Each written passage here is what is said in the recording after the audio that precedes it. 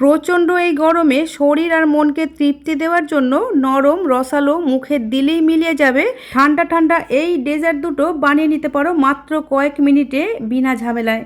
নমস্কার বন্ধুরা, বেঙ্গলি ওভেনে তোমাদের সবাইকে স্বাগত জানাই। প্রথম ডেজার্টগুলো তৈরি করার জন্য এখানে একটা স্টিলের বাটির মাপ করে 2 বাটি নিয়েছি ছোটো দানার সাবুদানা। এখানে ছোটো দানার সাবুদানাটা নেবারই চেষ্টা করবে, কারণ এই ছোটো দানার সাবুদানা দিয়ে এই মিষ্টিগুলো খুব ভালো তৈরি হয়। সাবুদানাগুলোকে 2-3 বার জল পাল্টে পাল্টে ধুয়ে এখন দিচ্ছি গরম জল। এখানে যে বাটির মাপ করে সাবুদানা নিয়েছিলাম ওই বাটির মাপই 1 বাটি নিচ্ছি ফুটন্ত গরম জল। 2 বাটি সাবুদানার জন্য এখানে 1 বাটি ফুটন্ত গরম জল নিয়েছি। এখন এই ফুটন্ত গরম জলটা সাবুদানার সাথে ভালোভাবে মিশিয়ে নিতে হবে, যাতে প্রত্যেকটা সাবুদানার গায়ে ফুটন্ত গরম জলটা লেগে যায়। এইবার চামচের সাহায্যে হালকা হাতে ওপর থেকে একটু লেবেল করে দিয়ে ওপর দিয়ে চাপা দিয়ে দিলাম 10 থেকে 12 মিনিটের জন্য। এই 10 থেকে 12 মিনিটের মধ্যেই সাবুদানাগুলো ফুলে নরম হয়ে যাবে। এই সময়ের মধ্যে এই ডেজার্টের ভিতরে যে পুরটা দেব সেই পুরটা তৈরি করে নিচ্ছি। তার জন্য কিছুটা পনির নিয়ে যে কড়ার মধ্যে পুরটা তৈরি করব সেই কড়ার মধ্যে গ্রেট করে নিচ্ছি। এতটা পনির আমাদের লাগবে না, আমি অন্য একটা রেসিপিতে কিছুটা পুর ব্যবহার করব, তার জন্য বেশি করে বানিয়ে নিচ্ছি। পনিরটা গ্রেট করা হয়ে গেলে এর মধ্যে দিয়ে দিলাম কিছুটা পরিমাণে আখের গুড়। মিষ্টির পরিমাণটা নিজেদের খুশি অনুযায়ী কমিয়ে বা বাড়িয়ে নিতে পারবে। আর এই আখের গুড়ের পরিবর্তে চিনি বা মিষ্টিরও ব্যবহার করতে পারো। আমার কাছে কিছুটা নলেন গুড় রাখা ছিল, সেই গুঁড়ো এর মধ্যে দিয়ে দিলাম যাতে পুরের মধ্যে দারুণ একটা ফ্লেভার আসে। সমস্ত কিছু খুব ভালোভাবে মিশিয়ে এর মধ্যে দিয়ে দিলাম কিছুটা এলাচের গুঁড়ো। হাতের কাছে এলাচের গুঁড়ো না থাকলে এলাচকে থেতো করেও দিতে পারো। সমস্ত কিছু ভালোভাবে মেশানো হয়ে গেলে কড়াইটাকে ওভেনের মধ্যে বসিয়ে এখন ফ্লেমটাকে মিডিয়ামে রেখে অনবরত নাড়াচাড়া করে এই পুর বা সন্দেশটাকে তৈরি করে নিতে হবে। কিছুক্ষণ নাড়াচাড়া করতে করতে গুড়টা গলে এরকম পাতলা হয়ে যাবে। এখন এই গুড়ের যে অতিরিক্ত জলটা এটাকে শুকিয়ে ফেলতে হবে। 2-3 মিনিট নাড়াচাড়া করতে করতেই এই রসটাও কিন্তু শুকিয়ে যাবে। বন্ধুরা দেখো, রসটা কিন্তু শুকিয়ে গেছে, হালকা একটু রস আছে। এই সময়তেই গ্যাসের ফ্লেমটা অফ করে সন্দেশটাকে কড়ার মধ্যে একটু ছড়িয়ে দিলাম, যাতে অতিরিক্ত যে রসটা আছে এটাও শুকিয়ে যায়। আমি এখানে সন্দেশ ব্যবহার করছি পুর হিসাবে, তোমরা চাইলে কিন্তু নারকেল নাড়ুও ব্যবহার করতে পারো। এখন আমি তোমাদের 10 মিনিট পরে দেখাচ্ছি। গরম জলের মধ্যে যে সাবুদানাগুলোকে ভিজিয়ে রেখেছিলাম, সাবুদানাগুলো কিন্তু পুরো জলটাকে টেনে নিয়েছে আর এখন অনেকটা নরম হয়ে গেছে সাবুদানাগুলো। দেখো, ঠিক এইরকম নরম হতে হবে। ভিতরে হালকা একটু শক্ত ভাব থাকলে কোনো সমস্যা হবে না, এই শক্ত ভাবটা কিন্তু থাকবে, পুরোপুরি নরম হবে না। এতক্ষণ সাবুদানাগুলোর মধ্যে আমরা কিন্তু কিছুই মেশাইনি। এখন এর মধ্যে দিয়ে দিলাম স্বাদ মতো লবণ। একটু স্বাদ বাড়াবার জন্য দিচ্ছি 2 টেবিল চামচ গুঁড়ো দুধ আর 2 টেবিল চামচ কোরানো নারকেল। এই গুঁড়ো দুধ আর কোরানো নারকেল কিন্তু না দিলেও এই পিঠাগুলো তৈরি করা যাবে, তবে এগুলো দিলে পিঠার স্বাদ অনেকটা বেড়ে যাবে। এখন হাত দিয়ে চেপে চেপে এই সাবুদানাগুলোকে মেখে নিতে হবে। আমরা বাড়িতে যেভাবে রুটি বা পরোটা তৈরি করার জন্য ডো মাখি, ঠিক সেইভাবেই মাখতে হবে। তবে চাইলে কিন্তু এইভাবে হাত দিয়ে না মেখে মিক্সিতেও 2-4 বার ঘুরিয়ে মেখে নিতে পারো। তবে এটা হাত দিয়ে খুব সহজে মাখা হয়ে যায়, তাই মিক্সিতে ঘোরাবার কোনো প্রয়োজন নেই। দেখো বন্ধুরা, অল্প একটু মাখার পরেই কিন্তু ডোটা তৈরি হয়ে গেছে। এদিকে আগে থেকে তৈরি করা সন্দেশটা কড়ার মধ্যে যে একটু ছড়িয়ে রেখেছিলাম, দেখো সন্দেশটা এখন কিন্তু সেট হয়ে গেছে। এখন এই সন্দেশটাকে একটা প্লেটের মধ্যে তুলে নিয়ে ওই কড়ার মধ্যে দিয়ে দিচ্ছি 1 লিটার দুধ। এই পুর তৈরি করা কড়ার মধ্যে পিঠাগুলো তৈরি করলে পিঠাগুলো অনেক বেশি টেস্টি হবে, কারণ কড়ার গায়ে যেগুলো লেগে আছে এগুলো দুধের সাথে মিশে গিয়ে দুধটা অনেক বেশি টেস্টি হয়ে যাবে। তাই কড়ার গায়ে যেটুকু সন্দেশ লেগেছিল এগুলোকে চেঁচে চেঁচে দুধের সাথে মিশিয়ে দিলাম। এখন এই দুধের মধ্যে দিয়ে দিচ্ছি 2টো তেজপাতা, একটা দারচিনি আর সাথে দিচ্ছি স্বাদ মতো চিনি। যে বাটির মাপে সাবু মেপেছিলাম ওই বাটির মাপে হাফ বাটি দিয়েছি চিনি। এই চিনির পরিমাণটা নিজেদের খুশি অনুযায়ী কমিয়ে বা বাড়িয়ে নেওয়া যাবে। দুধটাকে ফুটতে দিয়ে এর মাঝখানে পিঠাগুলো তৈরি করে নেব। তার জন্য হাতে একটু তেল বা ঘি লাগিয়ে দিতে হবে। আমি এখানে একটু ঘি মেখে নিয়েছি হাতের মধ্যে।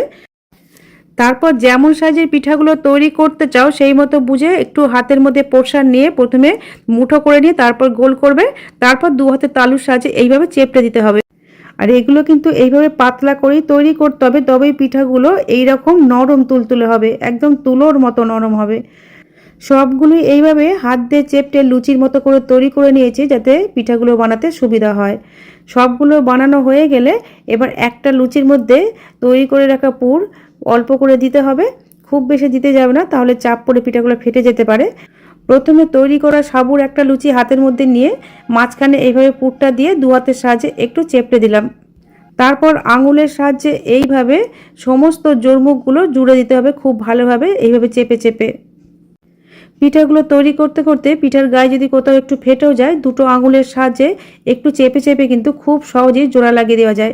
আর এগুলো কিন্তু কোনোভাবেই ফুটন্ত দুধে যখন আমরা ফোটাবো খুলে যাবে না। শুধু দুটো আঙুলের সাহায্যে খুলে যাওয়া অংশগুলো খুব ভালোভাবে চেপে দিতে হবে। আমি পুলি পিঠার মতো করে দুটো বানিয়ে নিয়েছি, আর কিছু পিঠে এইভাবে গোল করে বানাচ্ছি। তার জন্য একটা লুচির ওপরে কিছুটা পুর দিয়ে আরও একটা লুচি ওপর দিয়ে চাপা দিয়ে দিলাম, তারপর হাত দিয়ে চেপটে পুরটাকে একটু সমান করে দিয়েছি, আর সাইডগুলো এইভাবে চেপে চেপে দিয়ে হাতের সাহায্যে একটু গোল করে দিয়েছি। এইভাবে তৈরি করলে খুব তাড়াতাড়ি যেমন তৈরিও হয়ে যাবে, আর এগুলো কিন্তু ফেটে যাওয়ারও কোনো ভয় থাকবে না।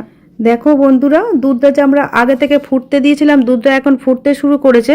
এই ফুটন্ত দুধের মধ্যে তৈরি করে রাখা পিঠাগুলো একটা একটা করে ছেড়ে দিতে হবে, আর পিঠাগুলো দেবার সময় ফ্লেমটাকে কিন্তু হাইতে রাখতে হবে।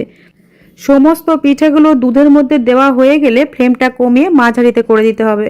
আর পিঠাগুলো দিয়েই সঙ্গে সঙ্গে খুন্তি বা হাতা লাগানো যাবে না, তাহলে কিন্তু পিঠাগুলো ভেঙে যেতে পারে। 2 থেকে 3 মিনিট ফোটার পরেই পিঠাগুলো দেখবে দুধের উপরে আপনা আপনি ভেসে উঠেছে, তখন এইভাবে হালকা করে একটু নাড়িয়ে দিতে হবে। আর পিঠাগুলো কিন্তু বেশিক্ষণ ফোটাবার দরকার নেই, 4 থেকে 5 মিনিট ফোটালেই খুব ভালোভাবে পিঠাগুলো সিদ্ধ হয়ে যাবে। আর এই 4-5 মিনিট সময়ের মধ্যে মাঝে মাঝে দুধটা একটু নাড়াচাড়া করে দিতে হবে, যাতে কড়ার মধ্যে দুধটা নিচে বসে না যায়। আর আমি এখানে একটু বেশি পরিমাণে দুধ ব্যবহার করেছি, তোমরা চাইলে কিন্তু এর থেকে কম পরিমাণ দুধ দিয়েও তৈরি করে নিতে পারবে। বন্ধুরা দেখো, পিঠাগুলো কিন্তু দুধের উপরে ভেসে আছে, আর কালারটা অনেকটা চেঞ্জ হয়ে গেছে। এই সময়ে গ্যাসের ফ্লেমটা অফ করে দিয়েছি। এগুলোকে পিঠা বা ডেজার্ট যাই বলো না কেন, যে পদ্ধতিতে তৈরি করলাম এইভাবে তৈরি করলে এই পিঠা বা ডেজার্টগুলো তুলোর মতো নরম তুলতুলে হবে, মুখে দেওয়া মাত্রই মিলে যাবে। শুধু এই পিঠা বা ডেজার্টের ওপরের আস্তরণগুলো একটু পাতলা করে তৈরি করতে হবে। পিঠাগুলোকে আমি প্লেটের মধ্যে তুলে নিয়েছি। এখন ওপর থেকে নিজেদের খুশি মতো যে কোনো ড্রাই ফ্রুটস দিয়ে সাজাতে পারো। এখানে আমি কিছুটা পেস্তা কুচি দিয়ে সাজিয়ে নিয়েছিলাম। এখন আমি তোমাদের কেটে দেখাচ্ছি পিঠাগুলো কতটা নরম তুলতুলে হয়েছে। এগুলো গরম বেলাতেও খেতে ভালো লাগবে, তবে এই গরমে ফ্রিজে রেখে ঠান্ডা করে খেতে আরও বেশি ভালো লাগবে। বুঝতেই পারছো বন্ধুরা কতটা নরম তুলতুলে হয়েছে, যাদের দাঁত নেই তারাও কিন্তু অনায়াসে খেয়ে ফেলতে পারবে। দ্বিতীয় ডেজার্টগুলো তৈরি করব সাবুদানা দিয়ে। এই ডেজার্টগুলো আমি ছোটো দানার সাবুদানা দিয়ে তৈরি করব। তার জন্য একটা চায়ের কাপের মাপ করে 1 কাপ নিয়েছি সাবুদানা। এই ডেজার্ট বা মিষ্টিগুলো তৈরি করার জন্য মাঝারি বা বড় সাইজের সাবুদানাটাও নিতে পারো, তবে এই ছোটো দানার সাবুদানাটা নিলে যেমন তাড়াতাড়ি ভিজেও যাবে, তেমন এই ডেজার্টগুলো খুব তাড়াতাড়ি তৈরিও হয়ে যাবে। সাবুদানাগুলোকে 2-3 বার জল পাল্টে পাল্টে ধুয়ে নিয়েছি। এখন এর মধ্যে দিয়ে দেব ফুটন্ত গরম জল। তার জন্য যে কাপের মাপ করে সাবুদানা নিয়েছিলাম ওই কাপের মাপেই জলটা নিতে হবে, তবে যতটুকু সাবুদানা নিয়েছি তার থেকে অল্প একটু কম জল নিতে হবে। এখানে কাপটা ভর্তি করে সাবুদানা নিয়েছিলাম, তাই কাপটার থেকে একটু খালি করে জলটা নিয়েছি। আরও একটু সহজ করে বললে যতটুকু সাবুদানার লেভেল থাকবে ঠিক ততটুকুই জল দিতে হবে। তার থেকে বেশি দিলে কিন্তু সাবুদানাগুলো পাতলা হয়ে যেতে পারে। জলটা দিয়ে ঢাকা দিয়ে রেখে দিয়েছিলাম 15 মিনিটের জন্য। সাবুদানার কোয়ালিটি অনুযায়ী 5 থেকে 7 মিনিট কম বেশি সময় লাগতে পারে। এখন আমি তোমাদের 15 মিনিট পরে দেখাচ্ছি। সাবুদানাগুলো খুব ভালোভাবে জলটা শোক করে নিয়েছে। এখন এর মধ্যে দিয়ে দিচ্ছি 2 টেবিল চামচ চিনি গুঁড়ো, 2 টেবিল চামচ গুঁড়ো দুধ। চিনি গুঁড়োটা খুব বেশি দিতে যাবে না, তাহলে পাতলা হয়ে যাবে। চাইলে চিনি গুঁড়োটা বাদও দিতে পারো।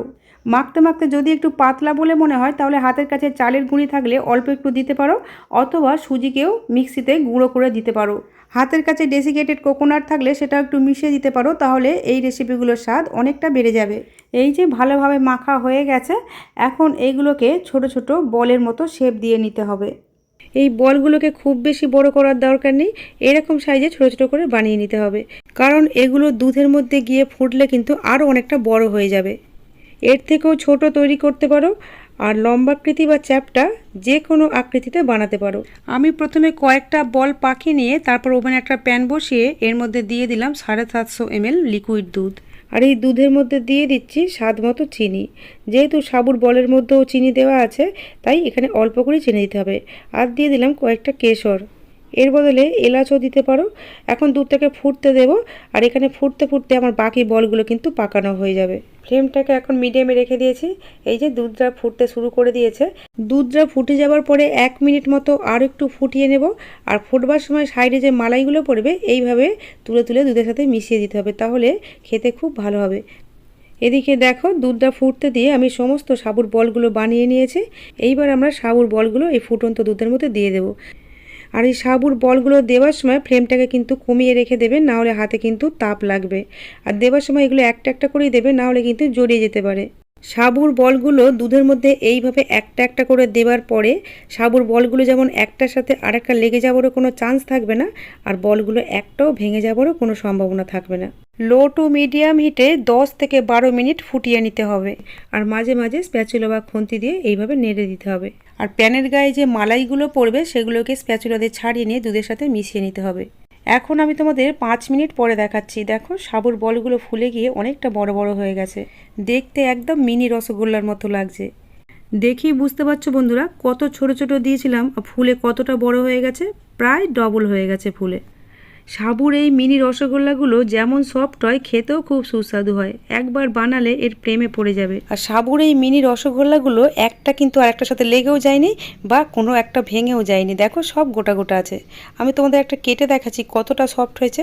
দেখো এই মিনি রসগোল্লার ভিতর পর্যন্ত প্রতিটা কোনায় কোনায় দুধ ঢুকে গেছে। এইভাবে সাবু দিয়ে একবার মিনি রসগোল্লা বানিয়ে দেখো, বানাতেও যেমন কোনো ঝামেলা হবে না, আর একটা রসগোল্লাও কিন্তু ভেঙে যাবে না, সব কটা গোটা থাকবে।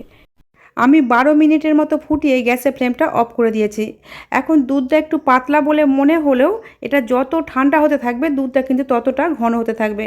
এখন আমি তোমাদের দেখিয়ে দিচ্ছি এই মিনি রসগোল্লাগুলো ঠিক কতটা স্পঞ্জি হয়েছে। বন্ধুরা দেখেই বুঝতে পারছো কতটা নরম তুলতুলে হয়েছে। এগুলো ঠান্ডা করে নিয়ে অন্য একটা পাত্রের মধ্যে ঢেলে নিচ্ছি। এখন এর ওপর দিয়ে নিজেদের খুশি মতো যে কোনো ড্রাই ফ্রুটস দিয়ে সাজাতে পারো। এখানে আমি কিছুটা পেস্তা কুচি আর কিছুটা টুটি ফুটি দিয়ে সাজিয়ে নিয়েছিলাম। আর এই রেসিপিগুলো গরম এবং ঠান্ডা দুরকম খেতেই ভালো লাগবে, কিন্তু যেহেতু গ্রীষ্মকাল প্রচণ্ড গরম, তাই ফ্রিজে রেখে ঠান্ডা করে খেলে শরীর আর মন দুটোই জুড়িয়ে যাবে। আমি আমার চ্যানেলে এরকমই হাতের কাছে থাকা উপকরণ দিয়ে সহজভাবে তৈরি নতুন নতুন রেসিপির ভিডিও আপলোড করে থাকি। এই রকম রেসিপির ভিডিওর আপডেট সবার আগে পাওয়ার জন্য চ্যানেলটা সাবস্ক্রাইব করে পাশে থাকার অনুরোধ রইল। বন্ধুরা আজ তাহলে এই পর্যন্তই। তোমাদের সাথে আবার আমার দেখা হবে নতুন কোনো রেসিপির সাথে। তোমরা ভালো থেকো, সুস্থ থেকো, সাবধানে থেকো।